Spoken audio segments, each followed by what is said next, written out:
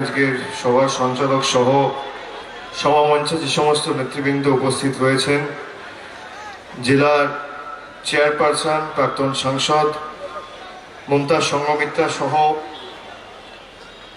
জামালপুর বিধানসভার তৃণমূল কংগ্রেস প্রার্থী অলোক মাঝি রয়েছেন, উজ্জ্বল প্রামাণিক সহ মির্জা শাকির হোসেন সহ আনসারি আলী খান, রবীন নন্দী, বামদেব মণ্ডল, সনৎ কুমার দে, অসীম পাল, শাহেদ কালিমুদ্দিন, শেখ আজিজুল হক, জুলফিকার আলী খান, মেহবুব খান, রত্না মোহন্তি, পার্বতী ধারা, শেখ রশিদ, সাহেব আলী খান, শেখ আনোয়ার আলী, সর্বোপরি রায়না বিধানসভার তৃণমূল কংগ্রেস প্রার্থী, যার সমর্থনে আজকে আমাদের এই জনসভা, মমতা বন্দ্যোপাধ্যায় স্নেহধন্য আশীর্বাদ ধন্য প্রার্থী, জোড়া ফুল প্রতীক চিহ্ন নিয়ে আপনাদের সকলের ভালোবাসা, আশীর্বাদ, সমর্থনকে পাথেয় করে যিনি লড়াই করছেন, আমার পূর্ববর্তী বক্তা শম্পা ধারা মহোদয়া, আমি তাকেও ধন্যবাদ জানাচ্ছি।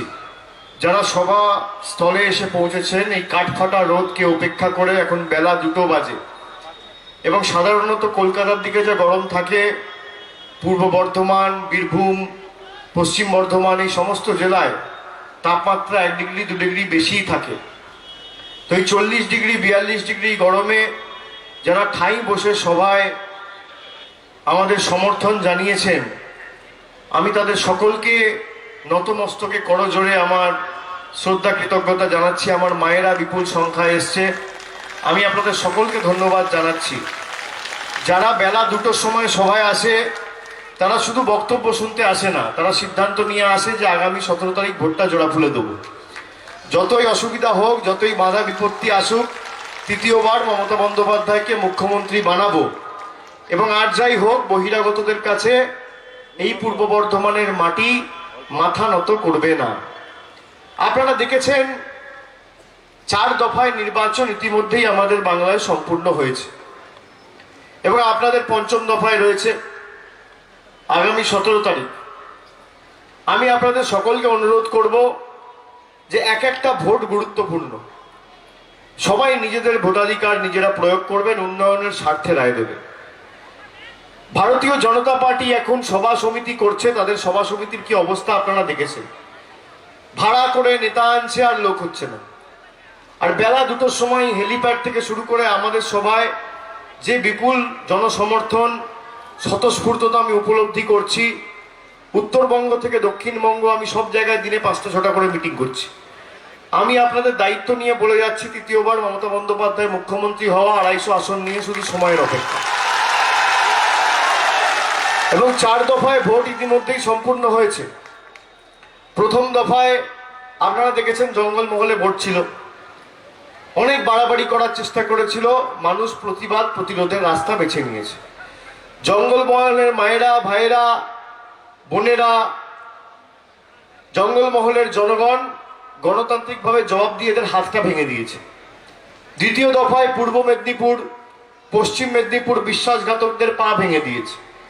আর তৃতীয় চতুর্থ দফা তো দক্ষিণ 24 পরগনা জেলা ছিল, হাওড়া, হুগলি, আমার লোকসভা কেন্দ্র ডায়মন্ড হারবার, আমি কোমর আর মাজা দুটোই ভেঙেছি। 5ম দফাটা আপনাদের। 5ম দফায় আপনারা ঘাড় আর মাথাটা ভাঙবেন। তারপর 6ম, 7ম, 8ম এই বহিরাগত বিশ্বাসঘাতকদের ঔদ্ধত্য, অহংকার আর দম্ভকে চূর্ণ বিচূর্ণ করে আগামী 2 তারিখ যখন ফল বেরোবে, বলো হরি হরি বল, বহিরাগতদের খাটে তোল বলে বিদায় দিতে হবে।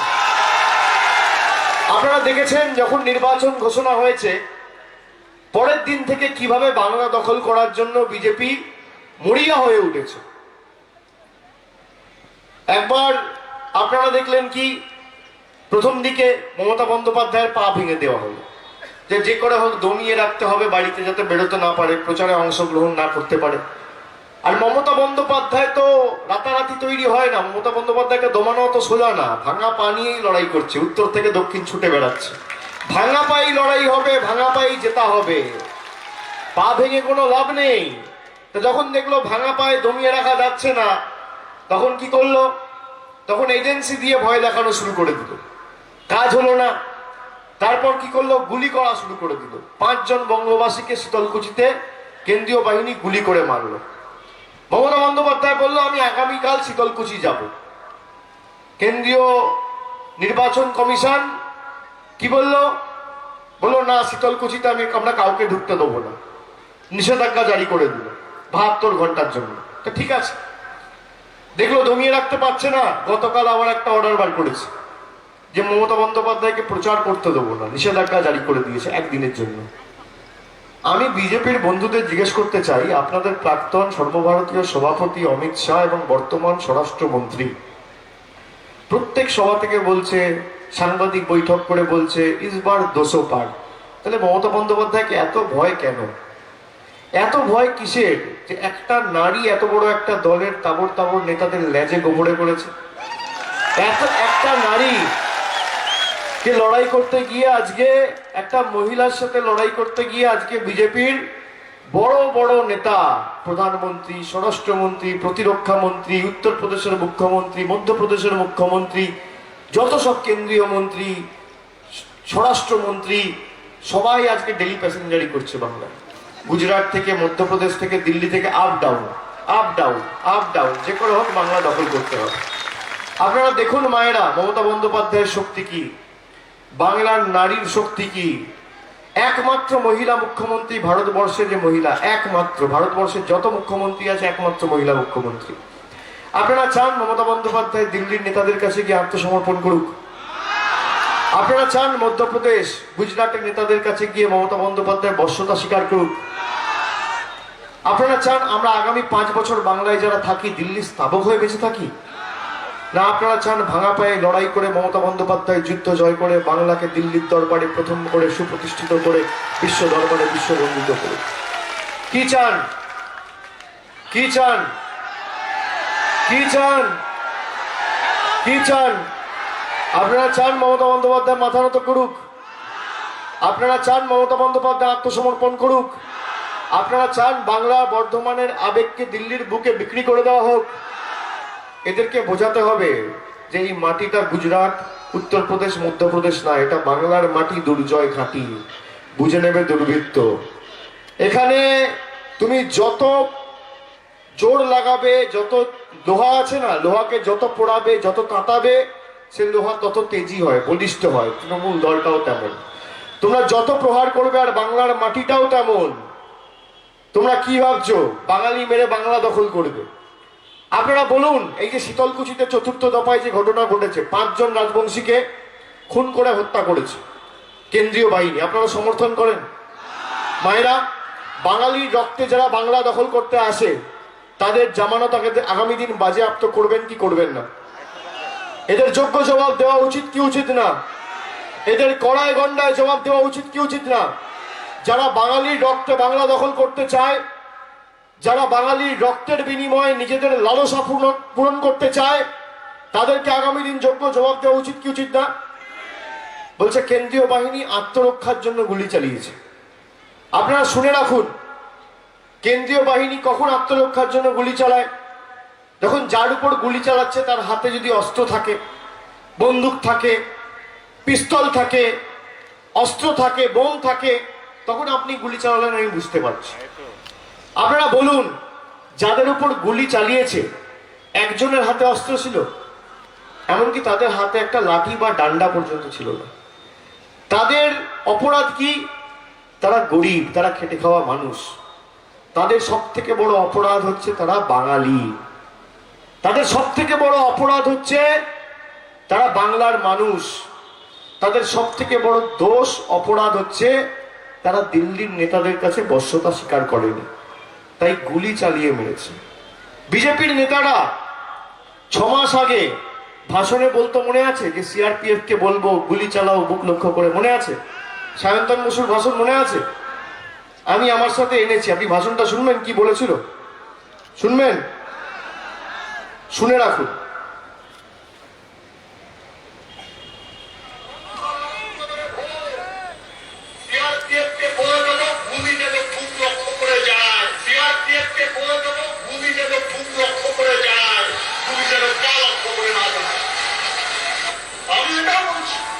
पुलिस के खाना तो तैयार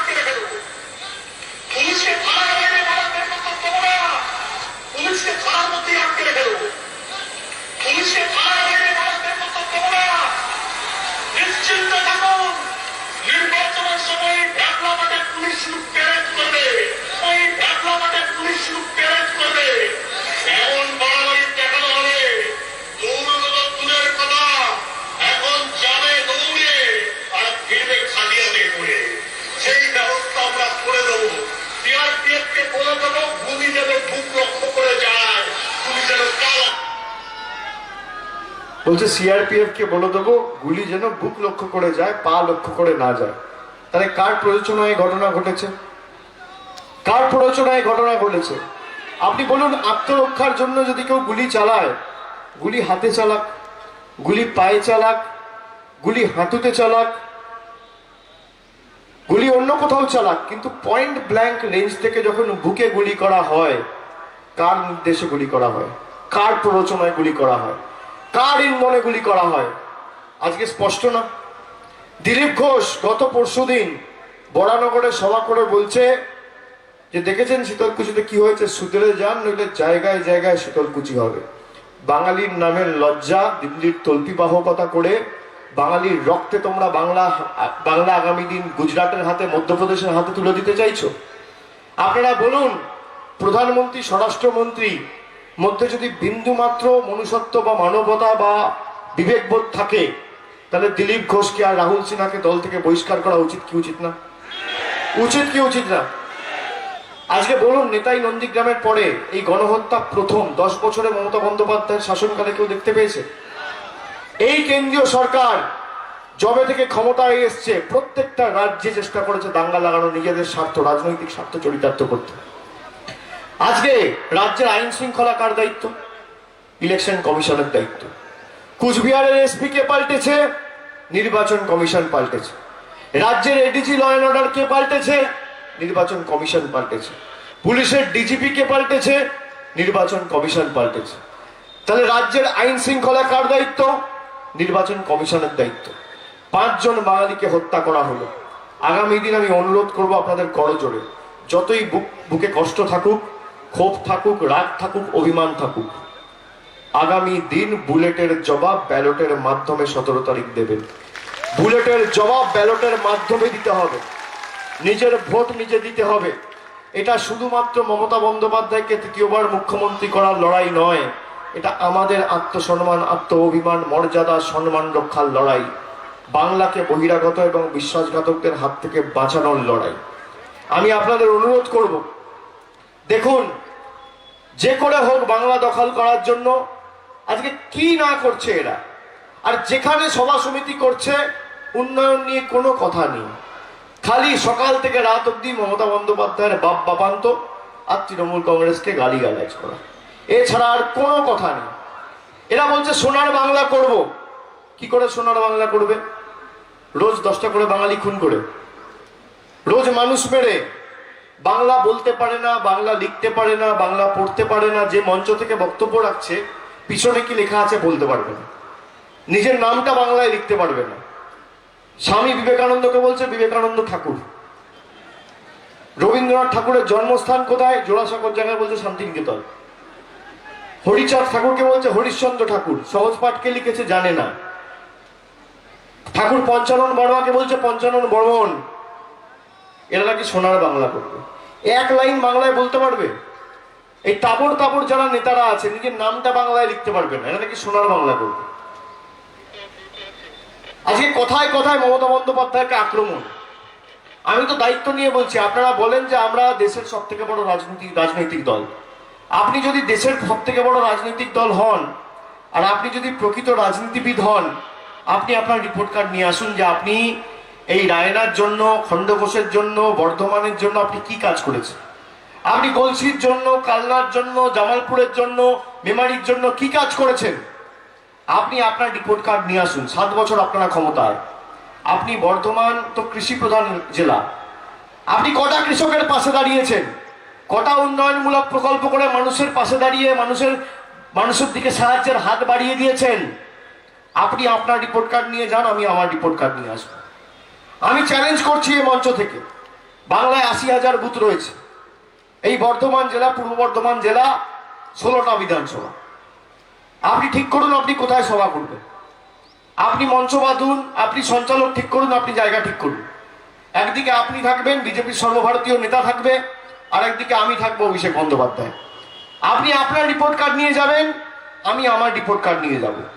আপনি বলবেন 7 বছরে আপনার মোদি বর্ধমান আর বাংলার জন্য কি করেছে, আর আমি বলবো 10 বছরে আমার দিদি বর্ধমান আর বাংলার মানুষের জন্য কি করেছে।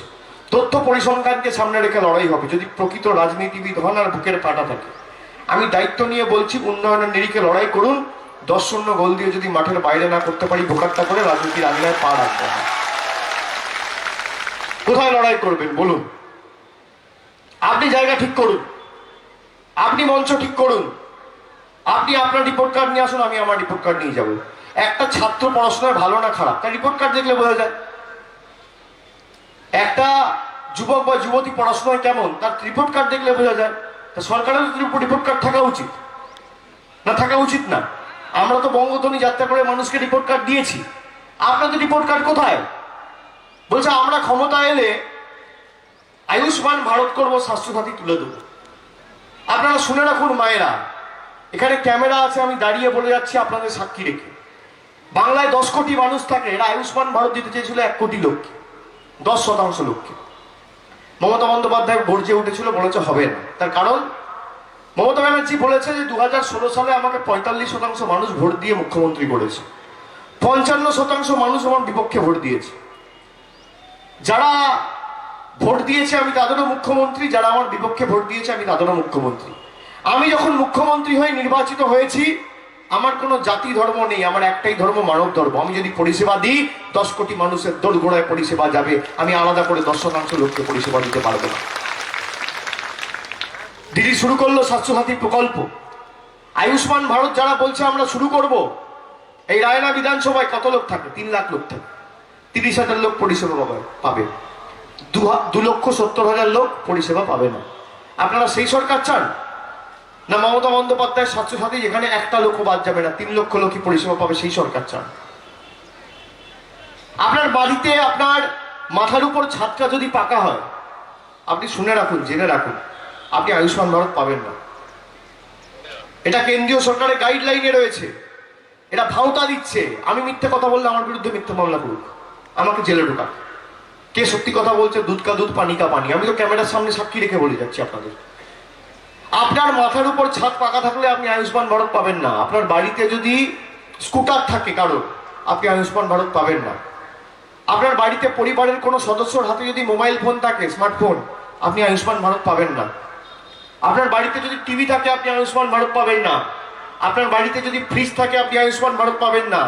মোটরসাইকেল থাকলে আয়ুষ্মান ভারত পাবেন না। কিন্তু মমতা ব্যানার্জির স্বাস্থ্যসাথী কিছু থাকলেও পাবেন, না থাকলেও পাবেন। দার্জিলিং থেকে দেগঙ্গা, কালিম্পং থেকে কাঁথি, কুচবিহার থেকে কাকদ্বীপ, উত্তরবঙ্গ, দক্ষিণবঙ্গ, 8 থেকে 80 খেটে খাওয়া মানুষ, শ্রমিক, কৃষক, বয়োজ্যেষ্ঠ, প্রবীণ, নবীন, ছাত্র, যুব, এসসি, এসটি, ওবিসি, যাকে যেখানে দেখছেন মায়েরা, ভাইয়েরা, 10 কোটি মানুষকে স্বাস্থ্যসাথীর আওতায় মমতা বন্দ্যোপাধ্যায় নিয়ে এসছে, কেউ বাদ নেই। আর কার্ডটা করেছে আমার মায়েদের নামে, দিদিদের নামে, বৌদিদের নামে, আপনাদের নামে। তার কারণ কি? এই কার্ডটা তো কোনো যুবকের নামে করতে পারতো, বাড়ির কোনো প্রবীণ লোকের নামে করতে পারতো, কোনো বয়োজ্যেষ্ঠর নামে করতে পারতো। কার্ডটা দিদি করেছে আপনাদের নামে। তার কারণ মহিলাদের নামে, নারী ক্ষমতায়নের প্রতীক। মহিলারা যখন বিয়ের পর বাপের বাড়ি থেকে শ্বশুর বাড়ি যান, আপনাদের বাবা মা ভালো আছে না খারাপ আছে, দুবেলা খেয়েছে না খায়নি, সুস্থ না অসুস্থ, জিজ্ঞেস করার মতো, খোঁজ নেওয়ার মতো একটা লোক থাকে না। সেই কারণে দিদি স্বাস্থ্যসাথী কার্ডটা আপনাদের নামে করেছে। আপনাদের নামে যদি স্বাস্থ্যসাথী কার্ড থাকে, আপনার বাপের বাড়ির লোকও স্বাস্থ্যসাথীর আওতায়, আপনার শ্বশুর বাড়ির লোকও স্বাস্থ্যসাথীর আওতায়, কেউ বাদ যাবে না। এই যুগান্তকারী সিদ্ধান্ত, দৃষ্টান্তমূলক সিদ্ধান্ত একমাত্র জননেত্রী মমতা বন্দ্যোপাধ্যায় বাংলার মাটিতে করে দেখিয়েছে। আপনারা বলুন তো, যারা বলেছিল আচ্ছে দিন আসবে, সভা সমিতি করে ঢাক ঢোল পিটিয়ে আচ্ছে দিন এসছে? বলেছিল 15 লাখ দেবো, দিয়েছে? বলেছিল 2 কোটি বেকারের চাকরি দেবো, দিয়েছে? বলেছিল 2 মাস ধরে আপনাকে নোটবন্দির নাম করে লাইনে দাঁড় করিয়ে বলেছিল কালো টাকা ধ্বংস করবো। কালো টাকা ধ্বংস হয়েছে? গরিব আজকে আরো গরিব হয়েছে, বড় লোক আজকে আরো বড় লোক হয়েছে। জিএসটি করে ছোট ক্ষুদ্র ব্যবসায়ীদের ব্যবসা লাটে তুলেছে। বলেছিল জিএসটি করে দেশের অর্থনীতিকে আমরা শক্তিশালী করব। দেশের অর্থনীতি আজকে রসাতলে। মোদিজির 15 লাখ আপনার অ্যাকাউন্টে ঢোকেনি, কিন্তু মমতা বন্দ্যোপাধ্যায়ের কন্যাশ্রী আর রূপশ্রীর টাকা আপনার ব্যাংক অ্যাকাউন্টে ঢুকে গেছে। দিদি যা কথা দিয়েছে, দিদি কথা রেখেছে। এটাই হচ্ছে পার্থক্য। মমতা বন্দ্যোপাধ্যায় যা কথা দেয়, অক্ষরে অক্ষরে অক্ষরে পালন করে। আপনারা বলুন, দিদি কথা দিয়ে কথা রেখেছে কিনা? বিনা পয়সায় শিক্ষা দিয়েছে, বিনা পয়সায় স্বাস্থ্যসাথী কার্ড দিয়েছে, বিনা পয়সায় খাদ্য রেশন দিয়েছে, দিয়েছে কি দেয়নি? মোদিজি দিয়েছে 15 লাখ, দিয়েছে 2 কোটি বেকারের চাকরি, দেয়নি, কিন্তু মমতা বন্দ্যোপাধ্যায় দিয়েছে। মমতা বন্দ্যোপাধ্যায়ের প্রতিশ্রুতি মানে হচ্ছে হাই কোয়ালিটি ডিভিডি, যা বলবে কানে শুনতেও পাবেন, চোখে দেখতেও পাবেন। আর মোদিজির প্রতিশ্রুতি, বিজেপির প্রতিশ্রুতি হচ্ছে ভাঙা অডিও ক্যাসেট, চালাবেন খালি কানে শুনতে পাবেন, চোখে দেখতে পাবেন না।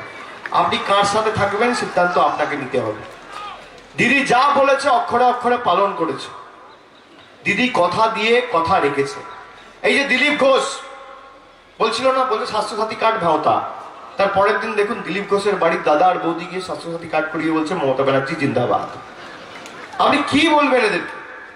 নিজের পরিবারের লোক আয়ুষ্মান ভারত চায় না, ওরা নাকি ভারতবর্ষের লোককে আর বাংলার লোককে আয়ুষ্মান ভারত দেবে। এই দিলীপ ঘোষ হিন্দু ধর্মের ধারক আর বাহক বলে নিজেদেরকে দাবি করে। মা দুর্গাকে অপমান করেছে 1 মাস আগে, বলছে মা দুর্গার 14 পুরুষকে কেউ চেনে না। মায়েরা ক্ষমা করবেন? আজকে নীল ষষ্ঠীর দিনে শপথ করুন, যারা বাংলার মানুষকে অপমান করে, বাংলায় দাঁড়িয়ে দিল্লির তল্পিবাহকতা করে, চাটুকারিতা করে মা দুর্গাকে অপমান করে, তাদেরকে আগামী দিন ক্ষমা করবেন? করবেন? করবেন? বলুন করবেন? বাংলার সংস্কৃতি আমাদের শেখাচ্ছে, আমাদের শেখাচ্ছে বাংলার সংস্কৃতি। আমি আপনি যদি বাংলায় দাঁড়িয়ে জয় বাংলা বলি, আমাদের বলছে বাংলাদেশি। আর প্রধানমন্ত্রী নরেন্দ্র মোদী 10 দিন আগে বাংলাদেশে গেছে, গিয়ে শেখ হাসিনাকে পাশে দাঁড় করিয়ে জয় বাংলা বলে এসছে। শুনে রাখুন, আমি মিথ্যে কথা বললে আমাকে জেলে ঢোকাও। আমার কর্মভূমি, আমার জন্মভূমি, আমার মাতৃভূমি, আমার বাড়িতে, আমার এলাকায়, আমার পাড়াতে আমি যদি জয় বাংলা বলি, আমি নাকি বাংলাদেশি। আর প্রধানমন্ত্রী ঢাকায় গিয়ে শেখ হাসিনাকে পাশে দাঁড় করিয়ে বলছে জয় বাংলা, তিনি নাকি দেশপ্রেমিক। এই দ্বিচারিতা মানবেন? এই দ্বিচারিতা মানবেন আপনারা?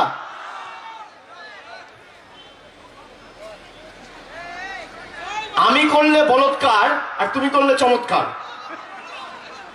আমি করলে ক্যারেক্টার ঢিলা আর তুমি করলে রামলীলা। তোমার এত কিসের অসুবিধা ভাই বাংলা এসে জয় বাংলা বলতে? তুমি বাংলাদেশে গিয়ে জয় বাংলা বলছো আর বলছো হিন্দু ধর্মের ধারকার বাহক। এরা বাংলায় এসে জয় বাংলা বলে না, কেন জানেন? বাংলায় এসে জয় বাংলা বললে বাঙালির জয় জয়কার হবে। বাংলায় এসে জয় বাংলা বললে মমতা ব্যানার্জির জয় জয়কার হবে। বাংলায় এসে জয় বাংলা বললে বাংলার সংস্কৃতির জয় জয়কার হবে। তাই বাংলায় এসে জয় বাংলা বলবে না, বাংলাদেশে গিয়ে জয় বাংলা বলবে। আপনি দেখুন কি অবস্থা। এই যে করোনা চলছে, রোজ করোনার কারণে আজকে গ্রাফ ঊর্ধ্বমুখী। আপনারা দেখেছেন তো, কালকে 1,70,000 প্রায় কেস হয়েছে সারা ভারতবর্ষ জুড়ে। আর ভারতে 130 কোটি মানুষ থাকে। কত ভ্যাকসিন পাঠিয়েছে জানেন কেন্দ্রের সরকার ভারতবর্ষে? সব মিলিয়ে শুনে রাখুন, 1 কোটি ভ্যাকসিন পাঠিয়েছে 130 কোটির দেশে। 129 কোটি মানুষের জন্য ভ্যাকসিন নেই, 1 কোটি মানুষের জন্য ভ্যাকসিন পাঠিয়েছে, টিকা পাঠিয়েছে। আর বিদেশে কত ভ্যাকসিন পাঠিয়েছে জানেন মোদিজির সরকার? 10 কোটি। ভারতের জন্য, ভারতে টিকা তৈরি হচ্ছে, যেই ভারতে টিকা তৈরি হচ্ছে সেই ভারতে 1 কোটি টিকা পাঠাচ্ছে। আর যে ভারতে 130 কোটি মানুষ থাকে সে ভারতের জন্য 1 কোটি। ভারতে মেডিসিন তৈরি হচ্ছে, ভারতে টিকা তৈরি হচ্ছে, আর রফতানি করে বাইরে টিকা পাঠাচ্ছে 10 কোটি। বাংলাদেশে টিকা পাঠিয়েছে 50 লাখ, পাকিস্তানে টিকা পাঠিয়েছে 50 লাখ, নেপালে টিকা পাঠিয়েছে 30 লাখ, তারপর ভুটানে টিকা পাঠিয়েছে, ওদিকে মার্কিন যুক্তরাষ্ট্রে টিকা পাঠিয়েছে, সিঙ্গাপুরে টিকা পাঠিয়েছে, শ্রীলঙ্কায় টিকা পাঠিয়েছে, তারপর আপনার দক্ষিণ আফ্রিকায় টিকা পাঠিয়েছে, আমেরিকায় টিকা পাঠিয়েছে। 10 কোটি টিকা বিদেশে পাঠিয়েছে আর 1 কোটি টিকা দেশে পাঠিয়েছে, যেখানে দেশে টিকা তৈরি হচ্ছে। তার কারণ কি জানেন? মানুষের জীবনের এদের কাছে কোনো দাম নেই, নিজের ভাবমূর্তি এদের কাছে সব। মোদিজি চায় যে মানুষ বাঁচুক আর মরুক, আমার কিচ্ছু যায় আসে না, সারা বিশ্ব যেন মোদির নামে ঢাক ঢোল পেটায়।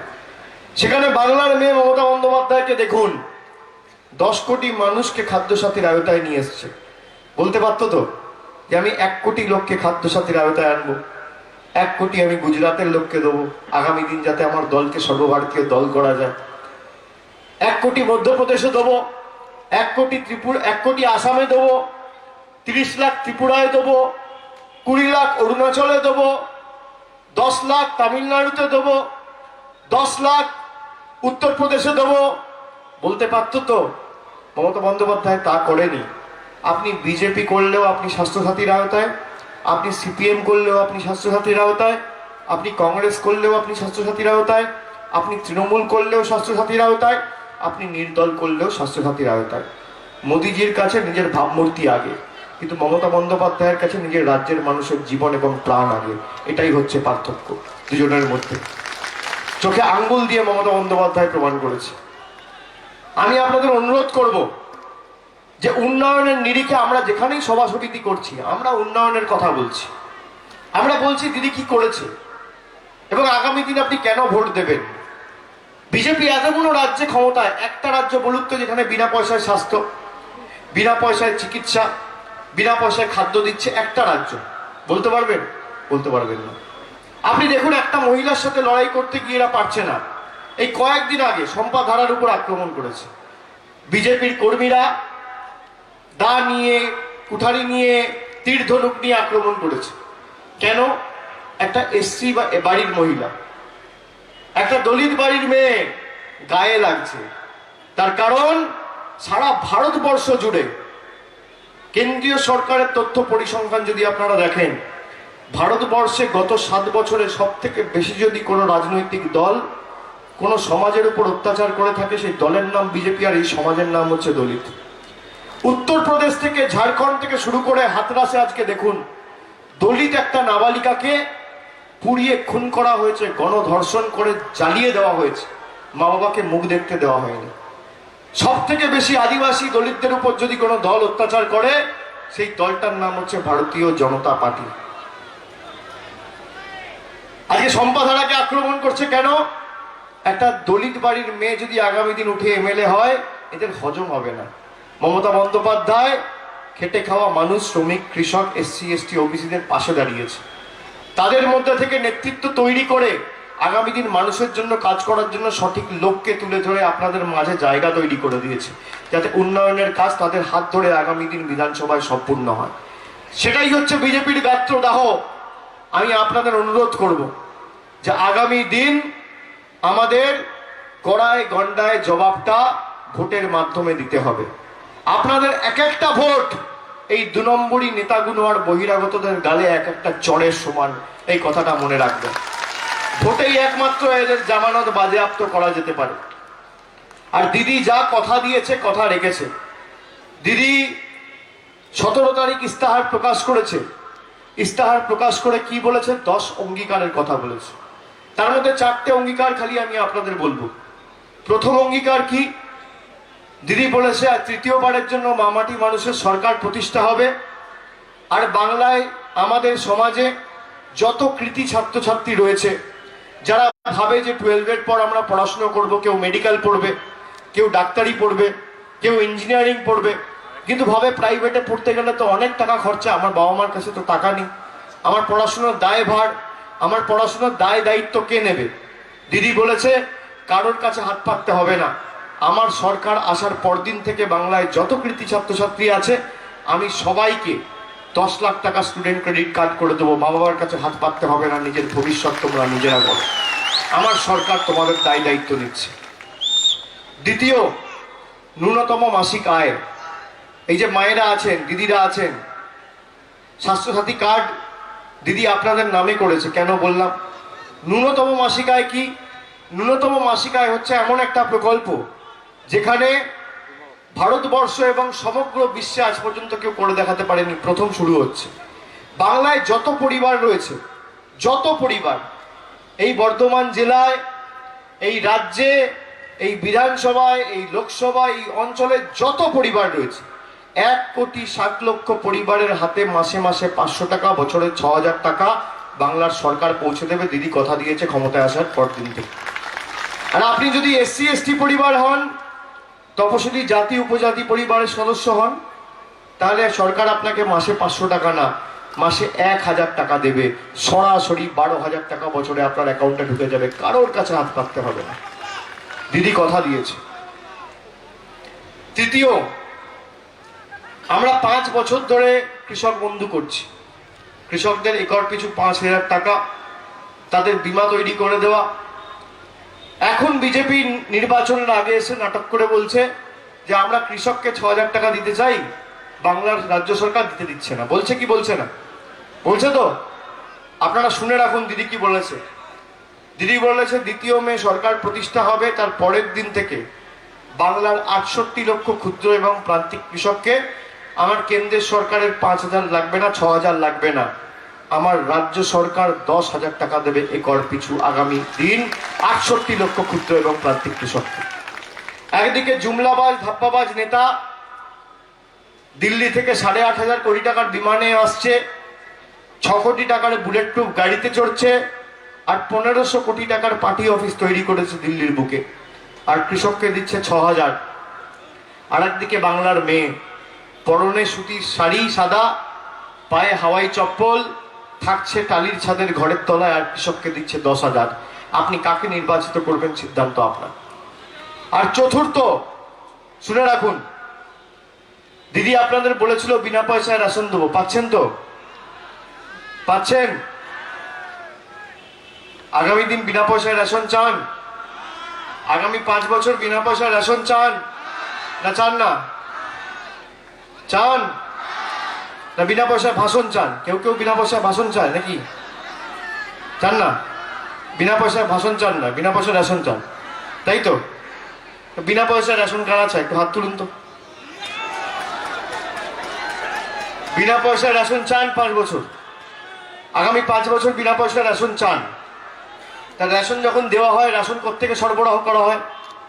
কোথা থেকে রেশন নেন আপনারা? রেশনের দোকান থেকে, রেশন ডিলারের থেকে। তা রেশনের ডিলারের থেকে যখন আপনারা রেশন নিতে যান, তখন লম্বা লাইনে দাঁড়াতে হয়, গরমে কষ্ট হয়, রোদে কষ্ট হয়, হ্যাঁ? বাড়ির কাজ কর্ম রান্না বান্না ছেড়ে দিয়ে লাইনে দাঁড়িয়ে রেশন নিতে অসুবিধা হয়? থলি নিয়ে, ব্যাগ নিয়ে, প্যাকেট নিয়ে দাঁড়াতে আত্মসম্মানে লাগে লাইনে? ভাল লাগে লাইনে দাঁড়াতে? ভাল লাগে না। মোদিজি যখন নোটবন্দি করেছিল, নিজের টাকা উপার্জিত গচ্ছিত সঞ্চিত টাকা লাইনে দাঁড়িয়ে আপনার টাকা আপনিই চেঞ্জ করছেন, ভাল লাগতো? ভাল লাগতো? তাও আপনারা চেঞ্জ করেছিলেন। আমি কুর্নিশ জানাই আপনাদের, তার কারণ আপনারা ভেবেছিলেন কালো টাকা ধ্বংস হবে, কিন্তু হয়নি, ভাওতা। কিন্তু বলুন তো, মমতা বন্দ্যোপাধ্যায় যখন বলছে যে আমি বিনা পয়সায় রেশন দেবো, আপনারা রেশনের দোকানের বাইরে দিয়ে যখন লাইনে দাঁড়াচ্ছেন, রেশন তো পাচ্ছেন, পাচ্ছেন তো? কিন্তু এখন আপনারা বলছেন যে আগামী দিন আমরা বিনা পয়সায় রেশন চাই, কিন্তু লাইনে দাঁড়াতে কষ্ট হয়, লাইনে দাঁড়াবো না। মানে দুটোই চান, সাপও মরবে লাঠিও ভাঙবে না। তা মোদিজি যদি দ্বিতীয়বারের জন্য নোটবন্দি করে, আপনারা বলতে পারবেন যে লাইনে দাঁড়াবো না, এবার টাকাটা ব্যাংকে বলো পাল্টিয়ে আমার বাড়িতে পৌঁছে দিয়ে যেতে? বলতে পারবেন? বলতে পারবেন? দেখুন এখানে সবাই বলছে না। বলতে পারবেন? দ্বিতীয়বার যদি মোদিজি নোটবন্দি করে, আপনি বলতে পারবেন যে আমি আর লাইনে দাঁড়াবো না? প্রথমবার তো দাঁড়িয়েছি ভাই 4,000 টাকা পাল্টানোর জন্য, এবার তুমি ব্যাংকে বলো 4,000 টাকাটা পাল্টে আমার বাড়িতে পৌঁছে দিয়ে যেতে, আমি আর লাইনে দাঁড়াবো না। বলতে পারবেন? পারবেন না। তাহলে এখানে কেন বলছেন যে আমি লাইনে দাঁড়াবো না কিন্তু রেশন চাই? কেন? দিদির ওপরে বিশ্বাস আছে, পার্থক্যটা এখানেই। চিন্তা নেই, দিদি আছে। মমতা বন্দ্যোপাধ্যায় থাকলে সম্ভব। আপনি দেখুন, এখানেই পার্থক্য। একজন ভারতবর্ষের প্রধানমন্ত্রী, একজন বাংলার মুখ্যমন্ত্রী। বাংলার মানুষই ভোট দিয়ে একজনকে ভারতবর্ষের প্রধানমন্ত্রী করেছে, বাংলার মানুষই ভোট দিয়ে একজনকে বাংলার মুখ্যমন্ত্রী করেছে। কিন্তু বিশ্বাস মানুষের কোথায় দেখুন। বলছে মোদিজি দাঁড়ালে বলতে পারবো না, মোদিজি করবে না, জানেন। দিদিকে বলছেন কেন? তার কারণ আপনার বিশ্বাস আছে যে দিদি থাকলে আগামী দিন রেশন বাড়িতে পৌঁছাবে। তা আগামী 17 তারিখ তো ভোট আছে, সেখানেও তো লাইনে দাঁড়াতে হবে। সেখানে লাইনে দাঁড়াবেন না? দাঁড়াবেন তো? লাইনে দাঁড়িয়ে ভোট দেবেন? নিজের ভোট নিজে দেবেন, যত গরম পড়ুক দেবেন, যত কষ্ট হোক দেবেন, লাইন যত লম্বা হোক দীর্ঘায়িত হোক, অপেক্ষা করে নিজের ভোটাধিকার নিজে প্রয়োগ করবেন। দিদিকে জেতাবেন, সম্পাধারাকে জেতাবেন, কথা দিচ্ছেন। উন্নয়নের পক্ষে রায় দেবেন, কথা দিচ্ছেন। মায়েরা কথা দিচ্ছেন, ওদিকে যারা আছে কথা দিচ্ছেন। দিদিকে জেতাবেন, বাংলাকে জেতাবেন, বহিরাগতদের বিতাড়িত করবেন, উন্নয়নকে অক্ষুণ্ণ রাখবেন।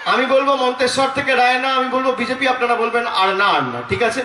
মন্তেশ্বর থেকে রায়না বিজেপি, মেমারি থেকে রায়না বিজেপি, পূর্বস্থলী থেকে রায়না বিজেপি, খণ্ডঘোষ থেকে রায়না বিজেপি, মেমারি থেকে রায়না বিজেপি, কালনা থেকে রায়না বিজেপি, পূর্বস্থলী থেকে রায়না বিজেপি, হাউসগ্রাম থেকে রায়না বিজেপি, কালনা থেকে রায়না বিজেপি, কেতুগ্রাম থেকে রায়না বিজেপি, ধাপ্পাবাজ বিজেপি, চিটিংবাজ বিজেপি, 2 নম্বরী বিজেপি, বহিরাগত বিজেপি, চিটিংবাজ বিজেপি, ধাপ্পাবাজ বিজেপি, বিশ্বাসঘাতক বিজেপি, বহিরাগত বিজেপি।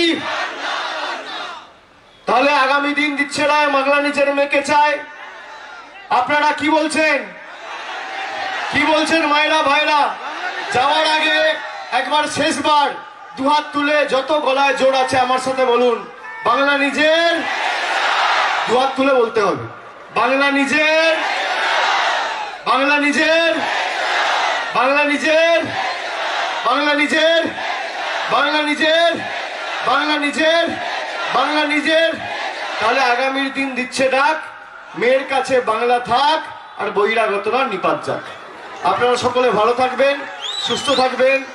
জয় হিন্দ, বন্দে মাতরম, জয় বাংলা।